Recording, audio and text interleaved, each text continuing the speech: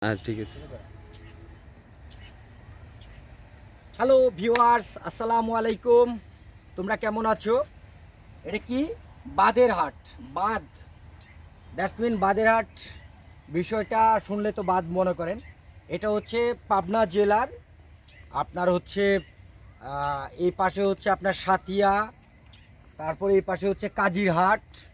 এই যে রেল লাইনটা চলে গেছে, এই রেল লাইনটা কিন্তু সারাদিন মিলে একটি রেল চলে। একটি রেল রাজশাহী থেকে আসে মেবি।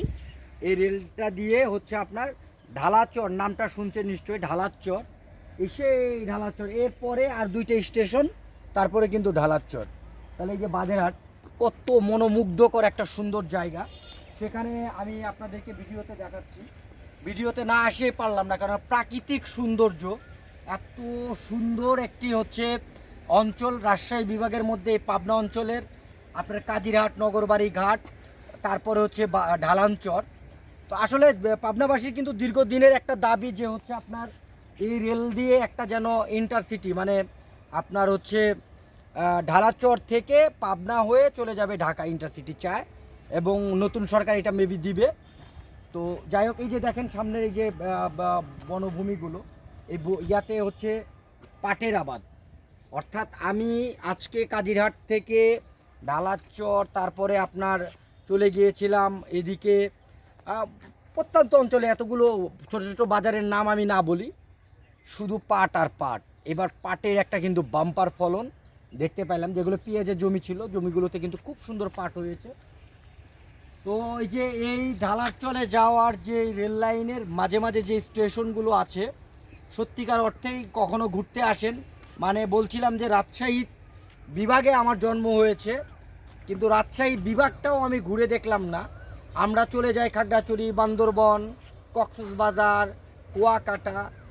তার চাইতে অনেক বেশি সুন্দর কিন্তু অঞ্চল, প্রাকৃতিক সৌন্দর্য। আপনি যদি পদ্মা এবং হচ্ছে যমুনা নদীর যে মোহনা, সেই জায়গাগুলোতে যদি আপনি ভিজিট করেন, এই অঞ্চলগুলোর মানুষের জীবনযাত্রার মান দেখেন, কৃষি জীবন দেখেন, পাবনা অঞ্চলের, পাবনা জেলার প্রত্যন্ত অঞ্চলে আপনার সত্যিকার অর্থেই অনেক ভালো লাগবে। আমি আমন্ত্রণ করছি, ভিডিওটা করছি আমার স্মৃতিচারণের জন্য, রেখে দেওয়ার জন্য। আমি আর আগামীকালকে আমি থাকবো না, তো এই স্যাটিসফ্যাকশনের জন্য হচ্ছে রেখে দেওয়া। আপনারাও এরকম প্রত্যন্ত অঞ্চলে যাবেন, ক্যামেরা উঠাবেন, তুলবেন। এটা নিয়ে অনেকে অনেক রকম কথা বলে, এগুলো দেখার টাইম নাই। বাট আমার কথা হচ্ছে যে দেখেন বাদেরহাট রেলওয়ে স্টেশন, ছোট্ট একটা রেলওয়ে স্টেশন, সারাদিন ব্যাপী একটা ট্রেন আসবে। ভবিষ্যতে হয়তো এই ট্রেনের হচ্ছে ডেভেলপমেন্ট হবে, অনেকগুলো ট্রেন আসবে। আমরা দেখব ট্রেনের চার্টে কী কী ট্রেন আছে, একটু আসেন। তো এখানে এই যে দেখা যাচ্ছে ঢালাচর এক, ঈশ্বরদী থেকে আসে আর কি, 6টা ঢালাচর থেকে 6টা মেবি হচ্ছে 6টায় ছাড়ে, 6টা 40-এ ছাড়ে ঈশ্বরদী। ঢালাচর 7টায় চালে, দেখ চার্ট। আরেকটা হচ্ছে ঢালাচর, একটাই ট্রেনটার নাম হচ্ছে ঢালাচর এক্সপ্রেস। হ্যাঁ, ঢালাচর এক্সপ্রেস। এই যে দেখা যাচ্ছে কি কি, সাতিয়া, রাজাপুর, তারপর তাঁতিবান্ধা, তারপর রাঘবপুর, পাবনা, টেবনিয়া, দাসুরিয়া, মাঝগ্রাম, ঈশ্বরদী বাইপাস, ঈশ্বরদী, আজিমপুর, আব্দুলপুর, আরানি, তারপরে সর্দার রোড, রাজশাহী। হ্যাঁ, এইভাবে চাপাই থেকে মেবি ট্রেনটা ছাড়ে।